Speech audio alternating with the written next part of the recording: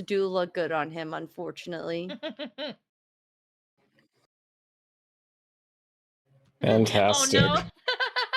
Fantastic. Welcome So everyone to Thank Midnight. God. That's a great way to start the season. oh man. Nice to see a great turnout. We have a few things to talk about, just in terms of how we're running the season.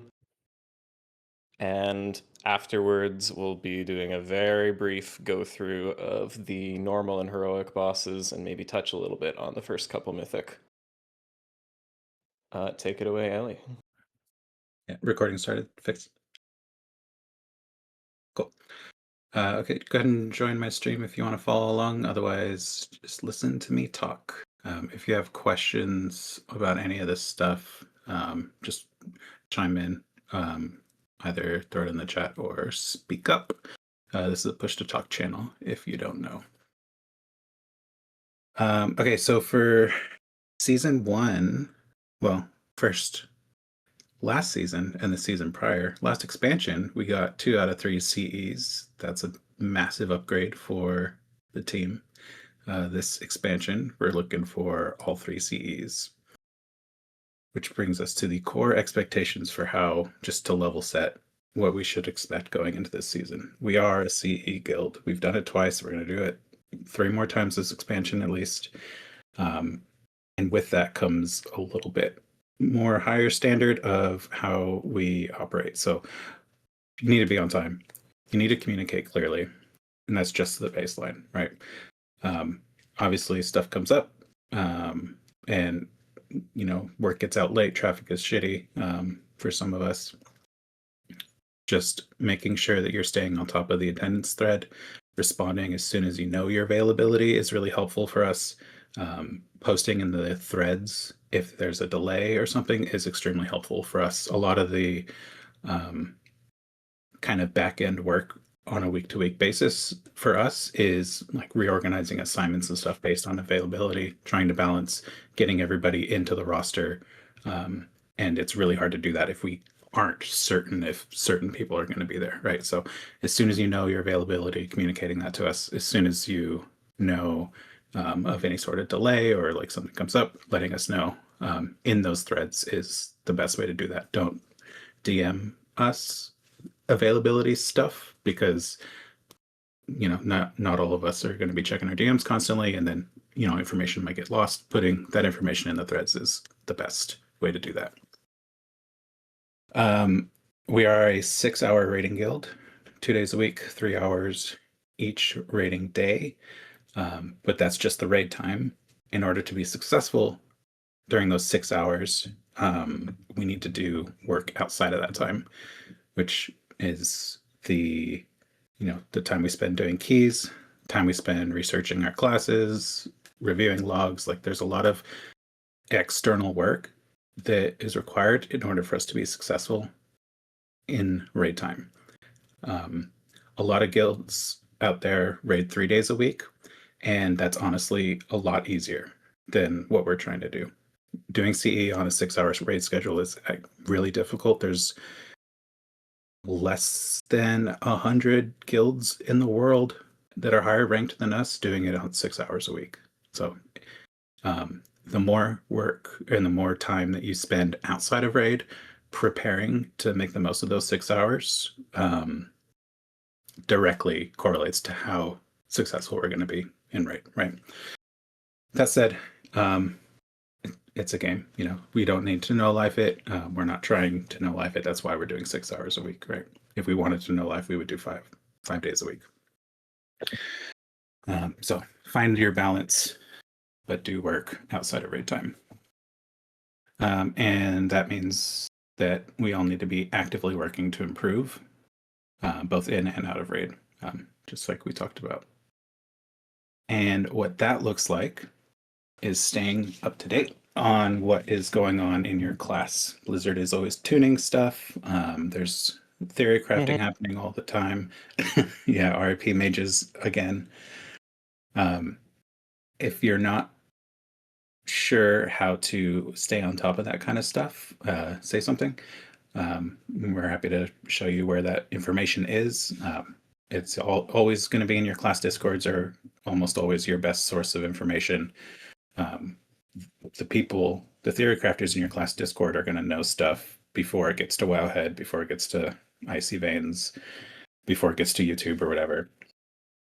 And so you want to stay on top of that. There's also a bunch of tools that you can use, Archon, Warcraft logs, Lorgs, things like that, where you can look at high performers in your spec and identify how to emulate that performance in our raid. And so that's where like fight specific optimizations come in, reviewing your own logs, and like just consistently looking at your own play and identifying places that you can improve. If we're all doing that consistently throughout the season, all of us incrementally getting a little bit better, then as a team, we will just level up so fast and kill more bosses. So, but staying consistent with that focus is important there. One thing that we want to push more for this season is this two-way feedback. We need to move away from expecting Cinder or me or some expert to come down and say, like, here are the things that are going wrong, or here are the things that you should be doing to improve. You know, everyone on the team should feel empowered to call out any other person on the team if they see something that could be working better, right? And so you know, Cinder's got one pair of eyeballs, I've got one pair of eyeballs, Day's got one pair of eyeballs, but then there's 17 other people in the raid with eyeballs, and you're going to see stuff that we're not going to see. Using Warcraft Recorder has been really helpful with kind of servicing those issues that we might miss in the moment. But the best way to improve our performance as we're going is for everybody to call out as soon as they see it. And that's anything from, you know, we're all spreading out to drop our debuffs, and I see that my partner next to me is trying to kill me, right? He keeps dropping his shit on top of me. I'm going to say, hey, where are you supposed to be dropping that? Is it supposed to be on me, or am I in the wrong spot, or are you in the wrong spot? Right? If I don't say that and I just kind of internalize that and like, oh, this fucking guy is trying to drop shit on me all the time, then it doesn't get fixed. You know, he might not know that he's dropping it incorrectly. He might think that I'm in the wrong spot. You know, there's a miscommunication there that we need to resolve, right? So if you see something going wrong, or you have an idea of how something could be going better, speak up. Does that make sense? Yep. Sir, yes, sir. Yeah. Cool. And especially if you see Cinder doing something wrong, don't be afraid. Tell him. Be very afraid. Please, not enough people are telling me I'm wrong, and my ego is swelling out of control. I've got you. It's an actual problem. That said, we do want to make sure that we are keeping a productive environment. You know, we want to stay focused. We don't want to, like, we all know that it can get stressful. We've got 25 people in a room trying to do something together, and some people are locked in, some people are not necessarily locked in. We don't know what's going on in everybody's lives and whatnot. It can get a little frustrating sometimes, but that isn't an excuse for disrupting the environment, right? If you're feeling upset, tell me about it in a DM, right? You know, yelling at people is not a thing that we're dealing with. Being like, I don't know, a downer is it's tough, you know, like we get that, you know, it can be disappointing to like not get a piece of gear or to, you know, what have you. And there's any number of reasons to be disappointed, but want to keep it constructive in the right environment as much as we can, right? Yeah.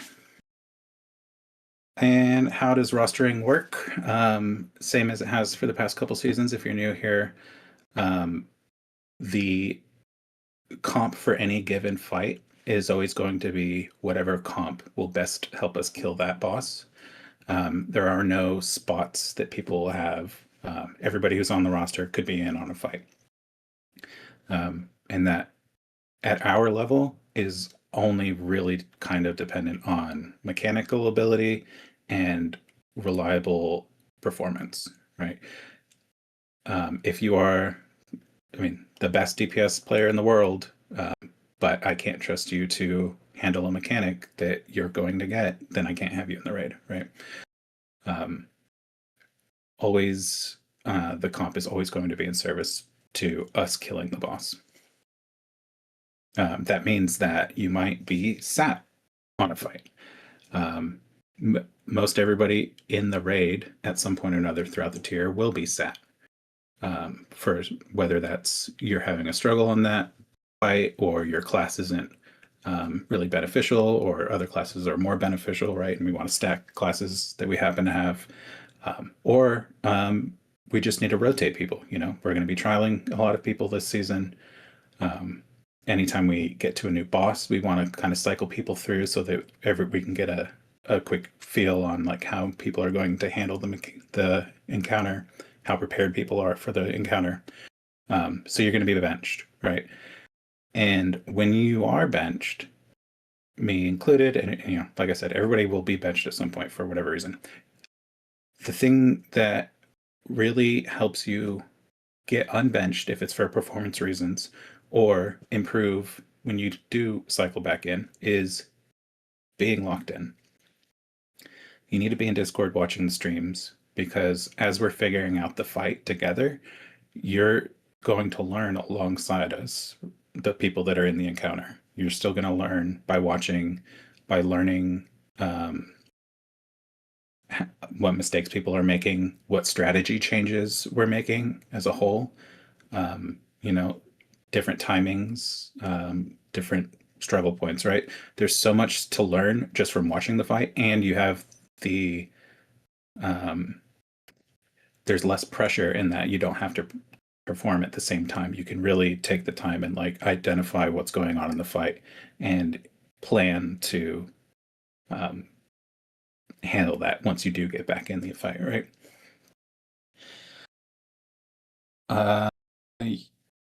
Does that make sense? Yes. It's very important to note that this is a team that is more than 20 people, and we are very happy to have a team that's more than 20 people. And everyone agreed that we were available and setting aside the raid time twice a week. If you're sat, you still committed to setting aside the raid time twice a week. Obviously, there will be exceptions, but it's just a good idea if we're all there together.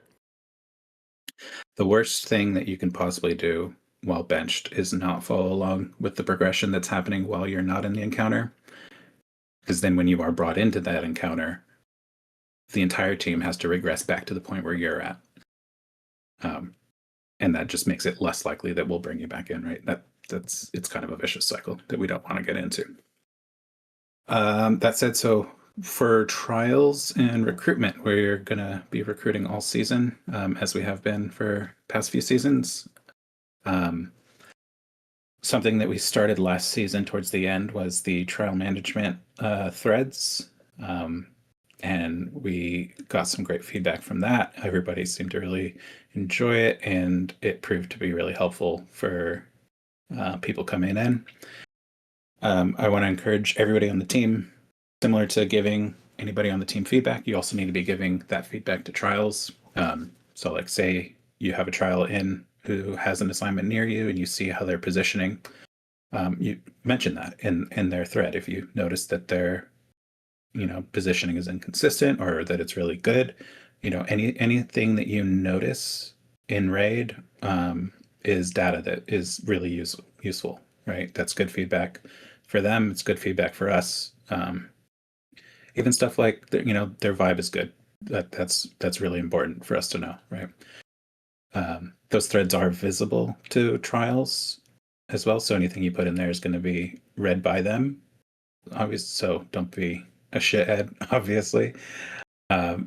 Not that you would, but don't. And what's actually would be extremely helpful is if you can do a bit of log review for classes that you're familiar with. You know, say I'm a demon hunter and I know about demon hunter things and I'm looking at my own logs and we happen to have a demon hunter trial. I'll poke over there and see what they're doing, and then anything that I might notice that stands out, whether they're doing something really well or they could improve in some area, just jot a quick note in that trial thread for them. And then that's how feedback works. It's good. Please do it. Add-ons for this season. Add-on Armageddon has happened. No combat add-ons, hooray and or cry. That means that we only have 2 required add-ons this season. Northern Sky Raid Tools, which replaces a lot of the assignment Weekora stuff that we were doing through Method Raid Tools for the previous seasons. And then RC Loop Council. RC Loop Council is going to be the same. If you have it already set up, don't really need to worry about it. Northern Sky Raid Tools, I would encourage everybody to try to get a little bit familiar with, because when you're going to need to be creating personal notes for your defensives and things like that, or just like reminders that you want to have. And so figuring out how that works in Northern Sky is good and will help you do better at raid.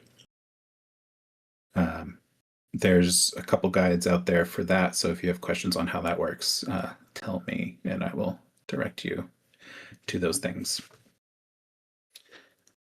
Okay, any questions on any of that so far before we start talking about what's coming up this week?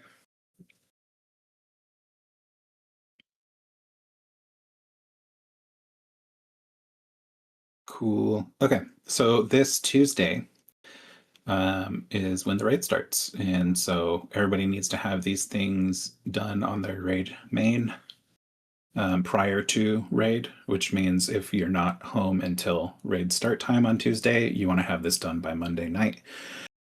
You can get 4 champion pieces from down. You need to craft 2 veteran embellishments. These don't use your sparks. It's just essentially free embellishments. You want to have everything gemmed and enchanted and have personal consumes. We'll have a feast available for the first week, and we might have some low quality cauldrons. The TBD. I'll have rank 3 ready. Rank 3 cauldrons? Yeah, I have a rank 3 flask right now, or a potion one. I'm gonna get a flask one soon. Or That's rank 2. What are they called? There's yeah, only I 2 think ranks now. there's just the 2 ranks, but I would still encourage you to hold that till at least heroic, which hopefully will be Thursday. Well, should be Thursday, but we don't really need to burn it on normal, right? Yeah. The Larius Raider guide that's pinned in Prog Discussion has a lot of really good info and like steps that you should follow when making sure that you're ready for the season. It has it broken down by week, so you can look at what should be done this week. You can look at what should be done next week if you have any questions on what you should quote be doing. But ultimately, you want to be doing as much as you can to make sure that you're as prepared as possible. The things on this slide being the minimum expectation, right? This will put you at a pretty decent spot going into raid on Tuesday. And then for the first 2 weeks of the season, we do pre-raid time LFRs to try to steal as much tier as we can from randoms. So that will start at 4:30 p.m. PST, which is 30 minutes before the start of raid time. Usually our raid invites go out about 4:30 anyway, but we want to queue as soon as we can get through, because we got the 2 raids to get through. It's going to be like 3 or 4 bosses. I'm not sure. We want to get through them as quickly as we can before the start of raid time. These are faction locked, so we'll have a alliance group and a horde group. You go in, pummel through the bosses, roll need on everything. If you don't need it, then after that LFR raid is over, you'll tell Pika about it, and then we'll distribute it appropriately. And I don't have a timeline for this, but in case you are new this season, on a normal raid week, so week 3 and onward, when we're not doing this pre-raid LFR, the expectation is that you're logged into the game at 4:45 p.m., which is 15 minutes before raid, so that we can get invites and summons and start clearing trash and stuff. If you're like, say, just arriving home right then, just turn on your computer, log into WoW, and so we can automatically get you into the raid group and stuff. But then you'll want to be in Discord at 4:55, so that in case there's any last minute pre-raid announcements that we need to get through, so that we can pull at 5. Pulling at 5 is mandatory, please, for the love of God. Nothing is as unfun as pulling at 5:15 because we're waiting around, right? And for loot, it's same philosophy as it has been for the past several seasons. Gear is going to where it will have the most impact on the team in the long run. We'll have the WoW audit wishlist stuff open, so we'll want to have people uploading their wish list throughout the season. But you can't take what's on the wish list as gospel, right? So our great loot master Pika is going to be weighing things like immediate benefit, recent upgrades, maximum use out of items, all sorts of stuff. We've got spreadsheets, we've got different apps, we've got all sorts of information that's going to go into help us determining where loot's going to have the most impact on the team. We want to distribute loot as efficiently as we can, so that the power of the team is increased overall, right? I've got, there's tons of breakdowns of how this is going to work in the loot rules thread in raid info, if you have more thoughts on that. And then tier is a little bit different this season. Blizz made a change where once you get your 4 set, you'll start looting catalyst charges from world content. And plus raid bosses, they'll just drop cata charges randomly, and supposedly like pretty frequently. So this means that it is worth it to send your cata charges on like even an adventurer piece, right? If it would complete your 4 set, because then you can farm out cata charges, and then just immediately catalyze the hero piece that you got, right? So like holding a cata charge until you get a hero piece is no longer a thing. Send your cata charges as soon as you can if it will complete your 4 set. What that means is that we're not really going to focus on set completion in raid for tier that drops. We're going to try to focus on just getting everybody a piece, because that means that if everybody gets 1 piece from raid and they get no tier in their vault, then everyone is guaranteed 4 set by week 3. Most of the raid is going to have all of their 4 set by week 2, because if you get a tier piece in your vault week 2, you're going to grab that, right? Assuming it's a slot that is beneficial. By which I mean not a slot you already have tier in. Off pieces are fake. Thank you. Yeah. Does that make sense how tier works this season? Yeah, or is anybody confused on that? Yeah, op pieces only matter once you have everything and just kind of in-game optimizing. Yep. Yeah. Week 2, grab tier out of your vault if you have it, and you can use it. don't send your cata charges until you've got 2 other pieces. Unless we're really struggling and we need to send 2 piece to clear heroic or something, which I don't imagine will be true. And then we'll try to get everybody up 1 piece from raid. And that is it for that stuff. Any questions on any? I know it's a ton of information. All of this information is in the raid info channel. There's lots of links down at the very bottom of that channel are links to like the loot rolls, add-ons that you need, some frequently asked questions for that stuff. Like I said, in the prog discussion in the pins, there's Larius's Raider guide that'll help you with your gearing and stuff. But yeah, all the information is there, and then I'll always just ping us if you have questions on that. But any questions on that stuff?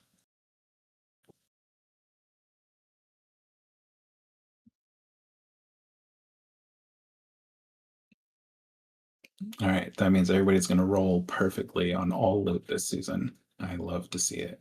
It's a good thing that I'm in control of it now, so no one can yell at me anymore if I make a bad loot call. You were in control of it last season, weren't you? Yeah. Look how it I'm went. look, man, I'm saying like if I fucked up and put in a wrong answer, no one can yell at me now. 'Cause I have the power. We That's absolutely true. can still yell at you. We'll see it. Shut up. Cool. All right. Well, that's it for seasonal announcement things on the classroom. Yeah. Hell yeah. Alright. Everybody excited. Woo! Yeah. We got through the administrative bit. Let's look at some bosses, gang. Shift your Yeah. attention from Ellie's stream to mine. God, I hope that's the right window. Good. What's in the other window? Pornography. I don't know what you expected. Plastic. I hate that my first thing that I look at is the fucking tabs. Mm-hmm. Every time. So, Tactics just posted his week 1 raid guide literally this morning. A lot of his guides are very high quality, very in-depth, and frankly, this is the only video I could find that actually shows all of the fights very easily without me having to open 12 tabs of videos. So we're going to blast through these, talk about the key points of the fights. We're not going to linger too much and watch a whole fight through, especially because this is beta testing and things are very subject to change in terms of timing or even mechanics. But we'll just get started. The first boss is Mr. Tic-Tac-Toe.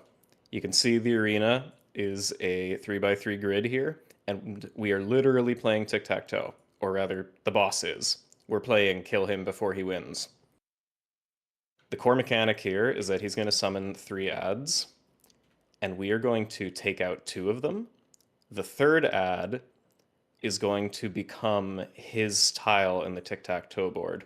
So if he summons these 3 ads, we can pop this one, we can pop this one, but then this one over here is his spot on tic-tac-toe. If the boss ever gets 3 in a row, we wipe. It's kind of cool. The way that we will remove these ads from the equation is by using a group soak that'll be on the tank. So this is the main tank mechanic, or one of a few of them. Placing the group soak onto the ad will kill that ad instantly. We're going to drop one and then very quickly head over to the other one. This will be a roar or a gate or something. Then the other ad will become an actual ad and we're going to have to burn it and kill it. That's really the most important part of the fight. There will be things to dodge. Kill the prio ad. There will be little tiny ads that come out that need to be AoE'd down. The boss needs to be pulled away from zones he's already claimed, or else he goes immune. On Heroic, the boss and the ad also have to be in separate zones, or they both go immune. Also on Heroic, these little itty-bitty ads, when they're about to die, they're going to try to crawl back to a claimed zone and they'll heal to full, so we might need to do a little bit of CC on them to keep them from doing that. but this will basically just be a cycle of slowly filling the tic-tac-toe board until either he wins or we do. I don't believe there's anything else particularly meaningful mechanically. It'll just loop like this. These shields on the ads are the mythic mechanic. Basically, we'll need to dispel people on top of them to break the shield. Do we always pull him back to center, or is there any purpose for him being in any specific spot? I think so. My understanding of the fight is he's gonna pick a random spot for the first few ads. And then whichever one we leave behind, he's gonna just put like the 3 nearest ones from there. And then if it was these ones, then it would probably be like this. And then obviously we would need to kill this one to prevent him from winning. But the position of the boss basically just needs to be wherever we have a void zone, don't put him there. And on heroic, probably pull him an extra tile away from the remaining ad. So if we ended up having our first void zone here, that ad comes out, that ad starts chasing people, boss needs to get moved a little bit away from there. Boss in a separate zone, ad in a separate zone, all the portals in separate zones.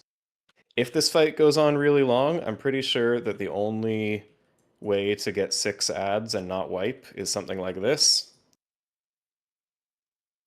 And this will be hell on earth in terms of dodging and dealing with ads. So ideally, we're probably killing within like 4 drops.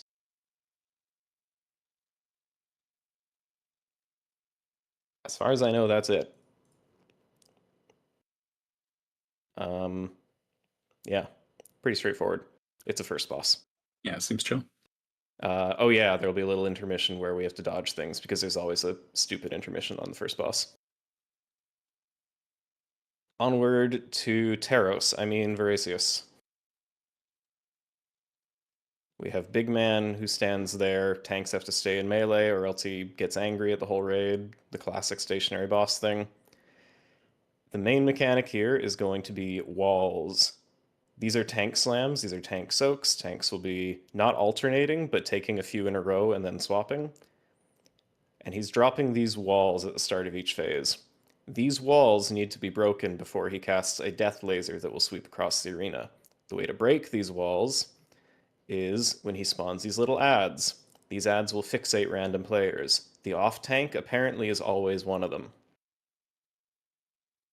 So, at least for normal, what we can do is just have the whole raid go on the right wall and the off tank go on the left wall, or at least the fixated people. And we'll probably, on heroic, backing up. One ad dying next to a wall will break that wall. It'll put a little explosion on the ground. Don't stand in the explosion breaks the wall. On heroic, it takes 2 ads. That's kind of it. That's the whole heroic mechanic. But it is meaningfully different because you can't guarantee who's going over there. You have to actually coordinate it. So we should see here, also after every tank slam, it's just dodge shit. So when an ad dies, bomb on the ground. That one's not close enough, but this one is. So you'll see the wall pops. And the other wall pops. And now, here. There's not a lot of time between those ads going down and the void breath. So you can see, if you take it's not a good camera angle, but look at the boss's hands. He's going to raise one like Dimensius after this, here.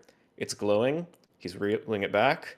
He's going to start turning that way, and he's going to sweep from that side across. So the whole raid, we need to break both walls. We don't know which way he's going to go, and we need to go whatever way he's not, hide in the corner, and watch your health because it's pulsing damage the whole time while you're there. That's the whole fight. We just do that over and over till the boss is dead. It's not particularly interesting. Heroic mechanic is 2 bugs to break a wall. Mythic mechanic is 3 bugs to break a wall, and the bugs leave puddles on the ground. That'll be a little bit of a pain in the butt. We'll have to figure out something for that. But pretty easy. Now we have our old friend Salad Bar. He's back. And this time, he's annoying. He's going to spawn a couple of orbs. These orbs are going to try to get to him, and if they get to him, it's basically a wipe.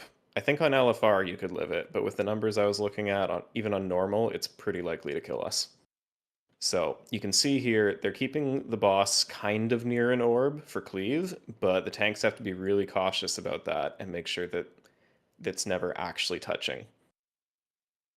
He's going to spawn a bunch of these ghosty boys around. This is kind of like Razagath bombs. You have to CC them. Just like one kick, one stun, anything like that will kill them instantly. So we'll be having people spread around, do big CCs on them. Here's the tank mechanic. The active tank is going to be slapped with a little star thing, and it'll shoot huge lines out in those directions. On heroic, the star thing will also go on a bunch of players. If you have a star thing, get off the raid. Just don't be in the raid. Don't point it at the raid. The safe zone that we'll be aiming for with these is going to be basically like the boss and in front of the boss. So the tank will position so that the stars are going on either side of the boss, so that you never have to worry about a laser going through the boss when you can't see it. Everyone else, try to make sure your stars are also leaving a safe zone in front of the boss. Tank 1 goes first, the rest of them fire at the same time after. It gets a little harrowing. Show it. Show it. Show it. Shut up and show it. Shut up. Show it. There we go. It's very easy if you intentionally place them. It's very hard if you don't. That'll cycle a couple times, and then after 2 sets, oh, there's also circles. Drop them on the edge, they drop puddles. After a couple sets of mechanics, the boss will go into an intermission. Skip ahead. Here, so intermission, he's going to stand still, fire big lasers, and start spinning around. Make sure that the boss is not completely against the wall, or else there's nowhere to go, because we need to move around. But this is also going to be a damage amp on the boss. I think it's 25%, something like that. So it's pretty important that we are sending big damage here. You can see the timer, it's like just coming up on 2 minutes, so probably minute and a half classes, you're going to be happy here. You just hold for a little bit. Everyone else will be a little sad. That's the fight. It just loops like that. Slowly the arena fills with poop. Otherwise, kill it. Dragons. Who misses tail swipes? It's been a long time since we had a good tail swipe. We got tail swipes. Hell yeah. Tanks, this one's on you. So, 2 dragons. Their health is not linked, and they enrage if they have different health. Just So we need different health. 10% is the threshold. That's fine. If the Horrifying. one boss is at 40% and the other boss is at 50%, it is a mini enrage. You can unenrage them. If you fix it quickly, you won't die. But you gotta fix it really quickly. Also, if the bosses are too close together, same thing. They do a mini enrage. The enrage is basically damage. You don't want to get hit by double damage. So, the positioning is going to be thus. One boss is always flying, one boss is always landed. Apparently, the flying boss will always be opposite the landed boss on this little circle, which I might be able to just do a little one of these. So, relative to the middle of the circle, wherever this one is, this one is. If you get closer, that gets closer. As we go through the fight, we're probably going to need to rotate around for reasons that you'll see shortly. The tank mechanics are frontals, so make sure that you're positioning the boss sort of perpendicular or tangent to the circle, and the raid should stay in the middle. Every time they do a tank hit, which is a frontal, they also do a tail swipe, which is a back frontal. So everybody needs to make sure to stay away from the tails and the heads. Dark Dragon will do a breath targeted on a random player, and that breath will fear everyone in the cone. So the targeted player needs to run out to the side to make sure you don't hit the entire raid with a fear. And what I would recommend for that is, if I can do a very basic cone doodle here. Say I am tanking this boss here, and the raid is here, and I get targeted by a cone. I'm going to go over to the side of the boss, and the tank, if you need to get out of the way, you can go to the outside of the boss for a second. You don't have to worry about frontals and tail swipes from the boss unless it's the specific tank smash hit. That person will need to get dispelled or they'll run away in fear for 20 seconds. So healers, be nice to your DPS.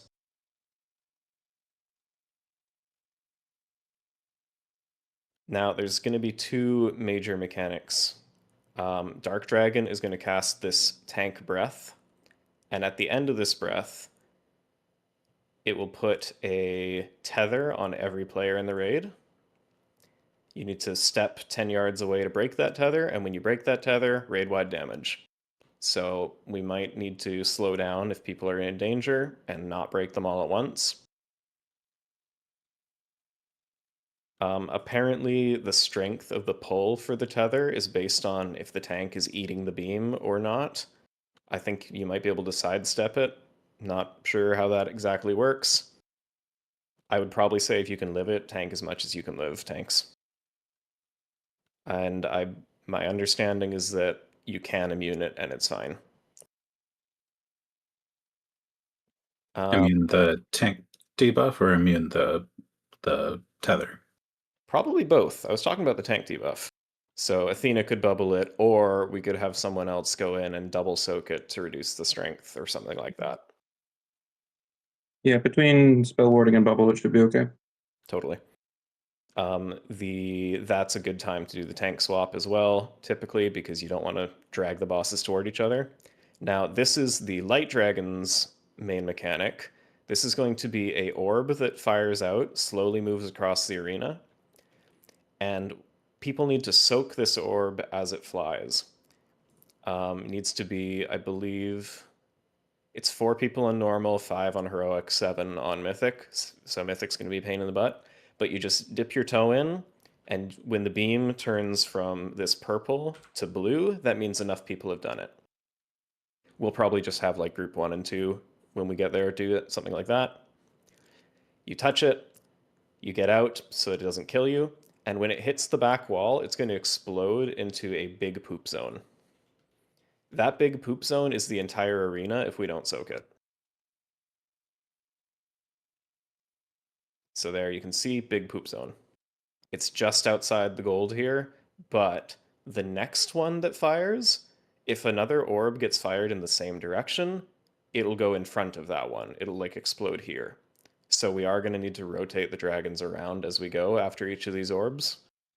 And it is the Dark Dragon's tank responsibility to move them. There's also ads that get spawned, and sometimes the ads happen at the same time as the tether. Forgot to mention that. Here we go. You can see ads dropping where everyone was. It's a spread mechanic. Pain in the butt. Kill stuff.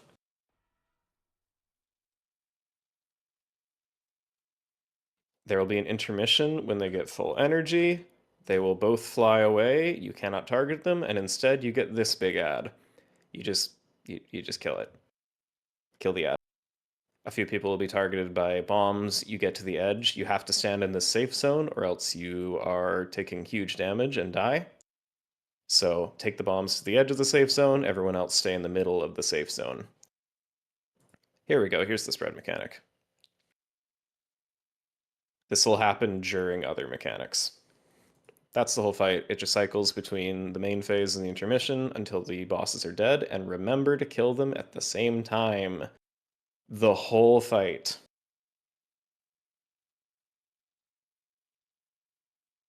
Then we've got the 3 paladins, who for some reason are going to be opponents now. This is the fight with the funny gimmick where when you hit Bloodlust, they bubble. It's kind of hilarious. I hate that. There The are worst part of Jaina.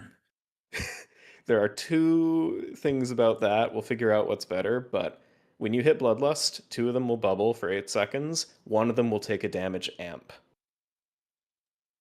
So we could either do that on pull and have everyone save their cooldowns for like 5 seconds on pull, or if we wait long enough in the fight, they will actually get oh my god, what's the ability? What's forbearance? They will actually get forbearance from their spells later in the fight, and then we can bloodlust at like 3 minutes or something if we wanted to.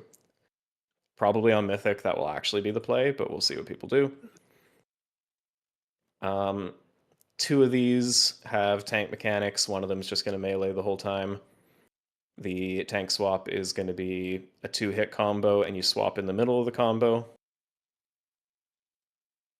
It's a council fight. There's a lot of things going on, but it's not quite the mechanics vomit that a lot of these fights typically are. So they each have a separate energy bar, and when they hit 100 energy, they're going to use an aura ability. One of them is going to be the blue aura, which I believe is they reduce the damage taken inside that, so we need to pull the other two outside the aura, or else we're not doing any damage to any of them.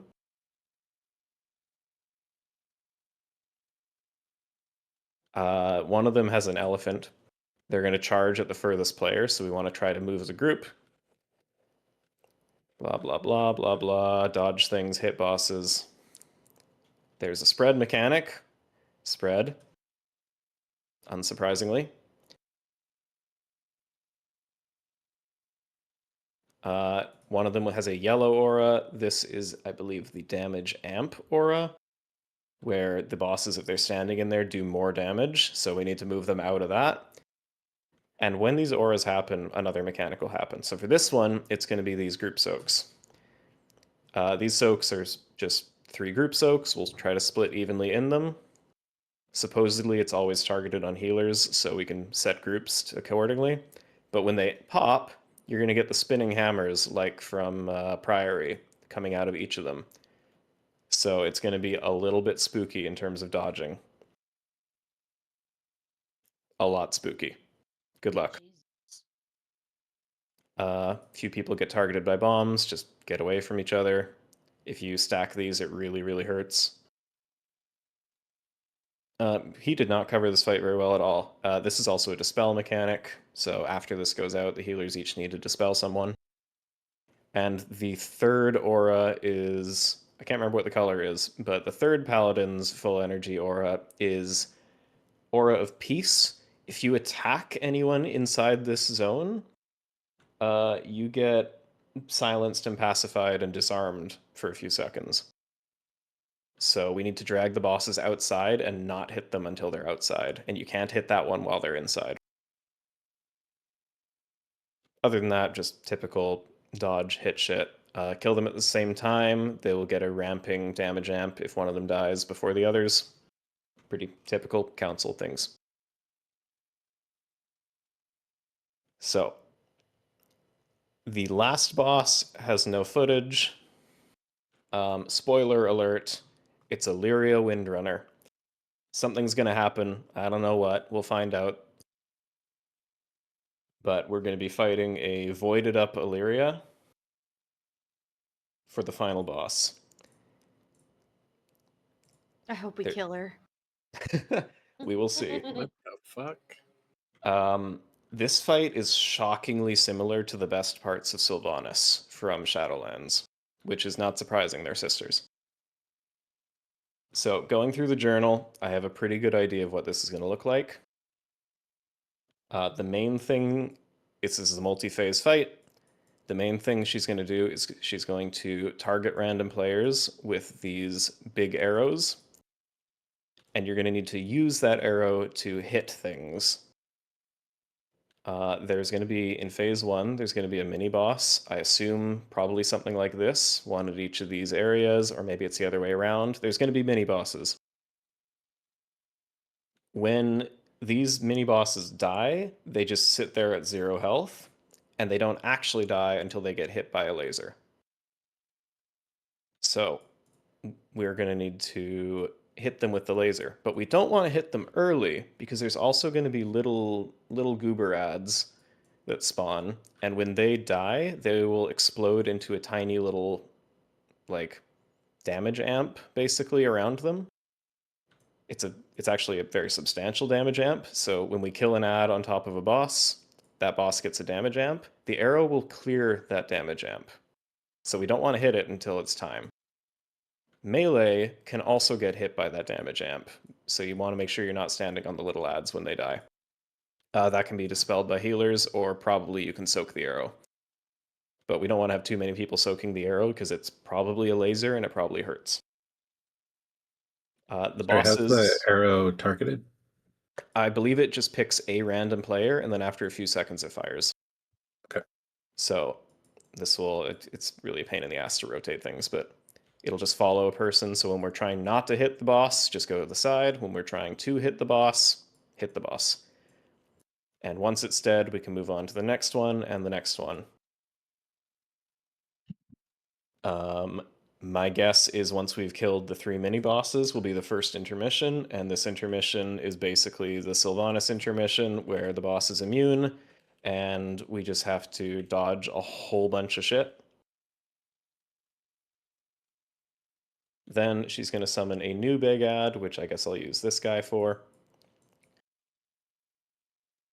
And instead of a line arrow going on one person, it's going to be a chain of arrows connecting 4 people or some number of people. So this is the Sikran charges from Nerebar Palace. I'm just going to use Doodle Tool. So one person, then the next, then the next, then the next. And this will be the same thing. Anybody that gets hit by these arrows will take a bunch of damage, but it'll also clear void mechanics from them. That's how the journal phrases it. It clears void mechanics. So the whole raid is going to slowly get dotted higher and higher, and we're going to need to use this arrow to clear that dot before it gets out of control. So we'll probably rotate soaks depending on, like, go in when you have 3 stacks or something like that. And there will be more ads that spawn that need to be kicked and killed, and same thing, when they hit 0, you need to hit them with the laser, or else they don't actually die.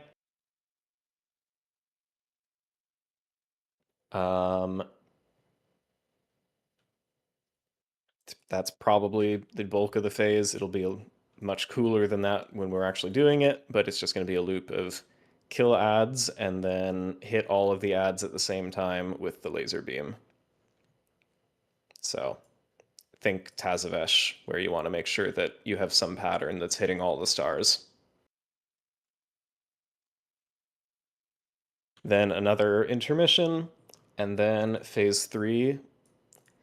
Phase 3, she's going to do the sort of chain arrows that Sylvanas did, where a few people are going to get tethered into a spot, and they need to run out of that spot to break the tether. However, those tethers are really big. 30 yards, apparently.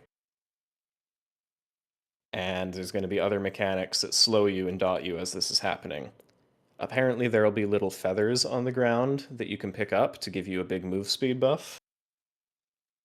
But it'll also dot you, so probably don't pick up too many and don't take them when you don't need them. If you get tethered, grab a feather, break the tether. When you break the tether, it does a bunch of raid-wide damage, so we can't break them all at once. It'll probably, my guess is it'll be like tanking a few people, something like that. And similar to Demencius, the Void Zone is going to enclose on the arena for the Hardened Rage. That's what the journal makes the fight sound like. Biggest things to worry about are going to be that arrow mechanic and making sure that we hit ads with arrows so that we kill them.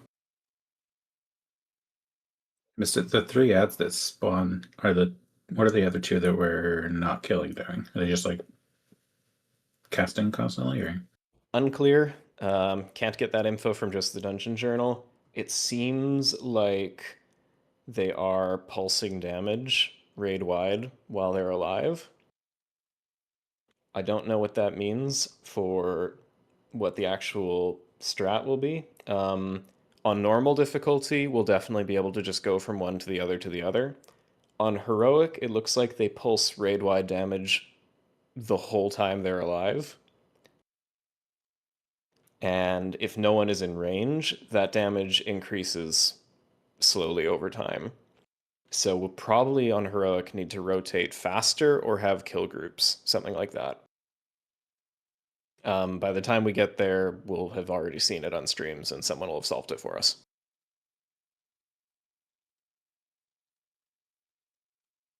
And that's my prediction for the Crown of the Cosmos. Now, that's the end of the first raid, but the second raid is also coming out. So let's look at that. One boss, one big goober. The main mechanic here is we're going to be split into two groups. One group's going into an upstairs phase, one group's going to a downstairs phase. If you soak this thing, which will do odds and evens, you will go into this dream phase, and in the dream phase there are ads. These ads have a shield. When you break the shield, they go to the real world. So what we need to do is we need to take all the ads, drag them away for a reason I'll explain in a second, and burn down these shields in the downstairs phase. And you'll see these health bars disappear. Pop, pop, pop, pop, pop. They're leaving shit on the ground. And those ads are now in the upstairs phase fixated on the boss, and they're going to try to reach the boss. If they reach the boss gets a massive damage amp. Don't let that happen. Kill them when that happens, or kill them when they come up. The big ad in particular will need to be hard focused by the upstairs gang when it comes up. We will target swap to it. On normal difficulty, these puddles will go away over time, I think at the end of each phase. On heroic difficulty, these blue circles will go out, and you need to stand on that and get dispelled in order to clear the puddles. This will be very meaningful later when there's more puddles. So here we'll see the upstairs version. You can see the ghosts of the ads. They're fighting, and the health bars are going to start popping up. They're chasing down the boss. Apparently they're single soaks. I didn't even know that. That's fine. Kill them before they reach the boss, and when the big guy comes up, here you can see the dispels are going out to clear the puddles. If he stops spasming his camera, everybody swaps to the big guy dies, move along. He's going to do after a little while, he's going to do this sort of pull-in mechanic. This is raid-wide damage, and any ads that are alive will immediately get pulled to him, so we need to kill them all before that happens. It'll probably cycle that a couple times, and then there will be an intermission where the boss flies away. Here we go. Okay, so splitting the group in half again, upstairs and downstairs, and the boss flies away, goes immune. It's going to breathe across the arena, sort of Farok style, and leave ads behind in the path. It also leaves puddles behind in the path. So grab the goobers, kill the goobers. There will be ads to kick in this phase as well. DK grip to bring them in, or just ranged kick so that they walk in. And eventually he'll stop breathing and come down so that we can make him stop breathing the other way.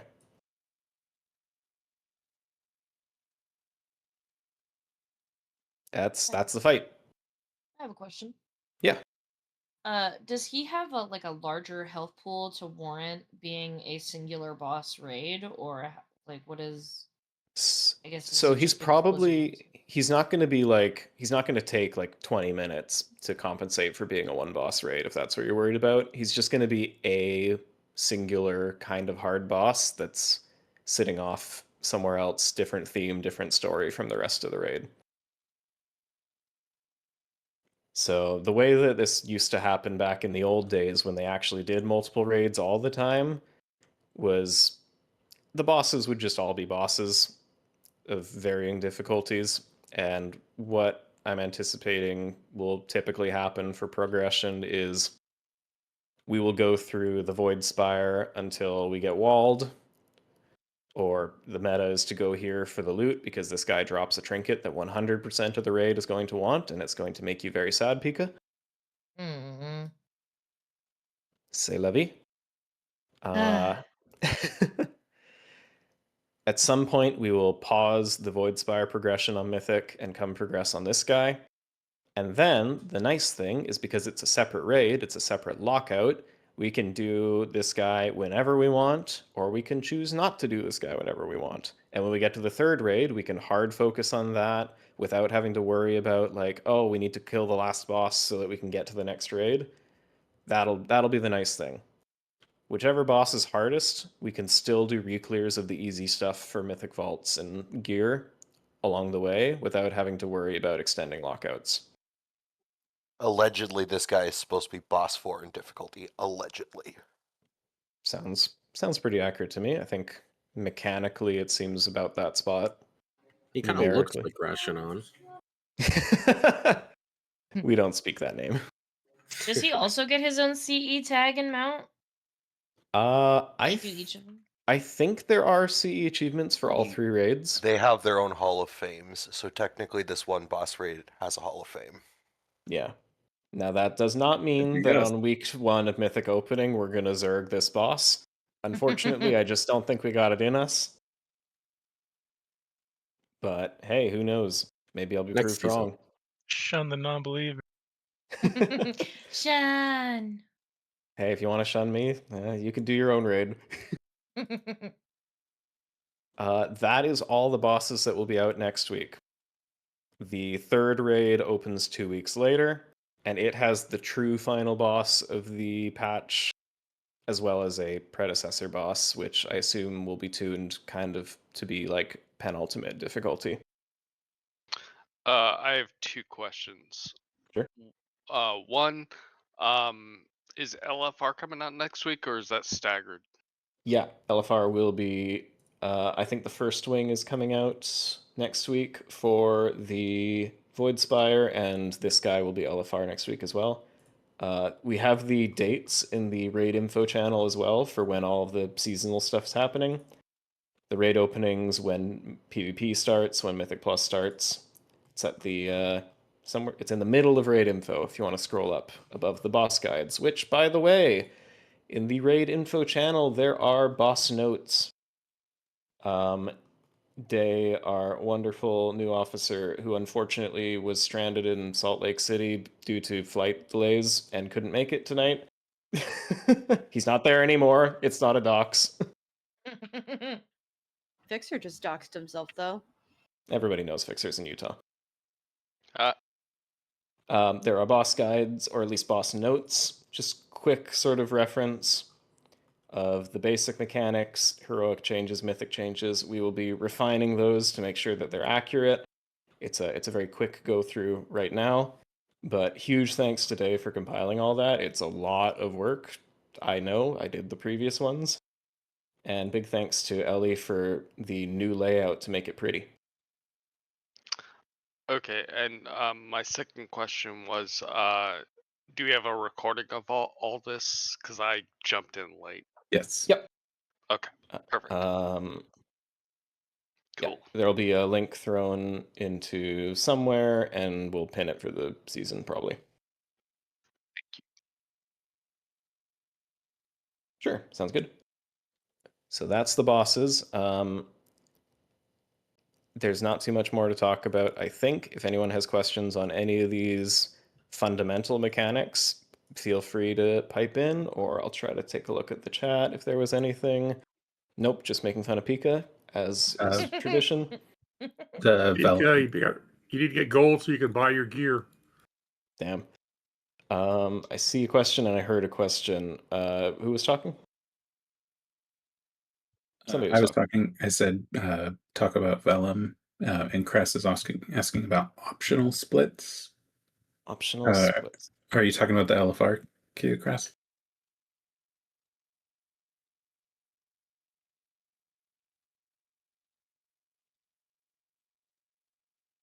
Oh, pretty recently we had a sort of hypothetical discussion very briefly of splits. We are not doing splits. We are not a guild that needs to do splits. We're not pushing Hall of Fame. But with the way that these raids work and just sort of how good some of this loot is, it is not unreasonable that we might decide to do an extra splits day while we're doing mythic progression on Chimeras to try to get more trinkets, where we just like, hey, get together Sunday afternoon, bring your alt, and we'll do 2 kills, half the raid on alts, half the raid on mains, and then swap, funnel all the gear, something like that. That's how splits work, if you didn't know. Not everybody is leveling alts right away. It's a huge time commitment to leveling gear and alt, and not everybody's willing to do that. Not everybody wants to do that.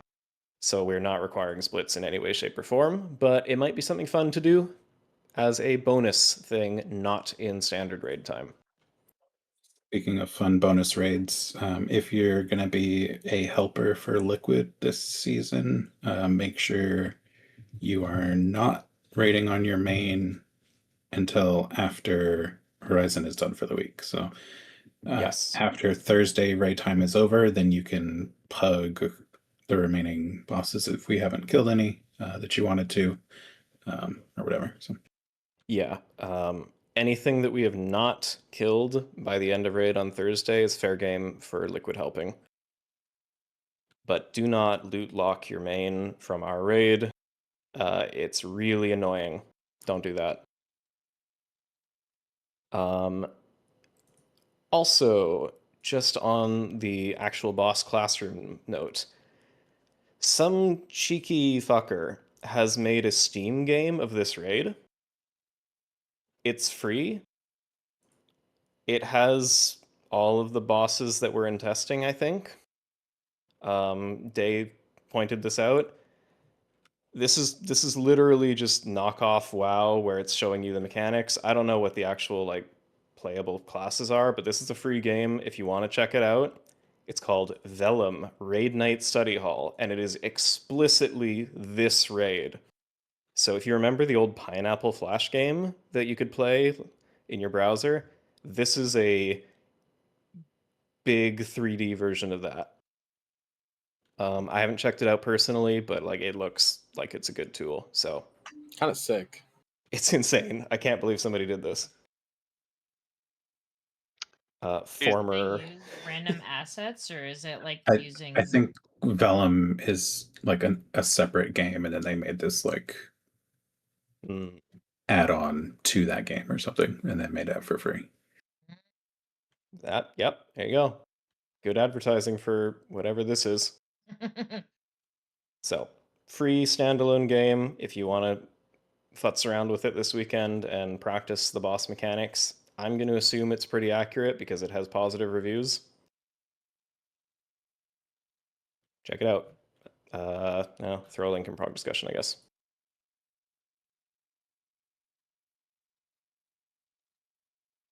Yeah. Anything else? Otherwise, I know there was some people planning to do some M0s. I was thinking of doing a little bit of a deeper dive on the dungeon journal for the tank swaps and things like that. If Athena Mono, you're interested in sticking around for a little bit to look at some more specifics. Yeah, sure. We got Suke and Eben. Mono eyeing his League of Legends launcher I guess. No, dinner's about to be given to him. I'm listening to the meeting, but I'm cooking at the same time. Oh, there it is. Fair. All right. But I am interested. Okay. Versus me working on a paper helmet. Wait, what? See what I mean? Oh, I'll post a picture of it. Okay, sounds good. All right. That will conclude the Horizon Midnight Season 1 Prague team meeting and classroom. Go forth and be ready. I love you. Bye. Thank you. Love you guys. Thanks. Bye. Nah, chop it. Bye, YouTube. Hey, Mono.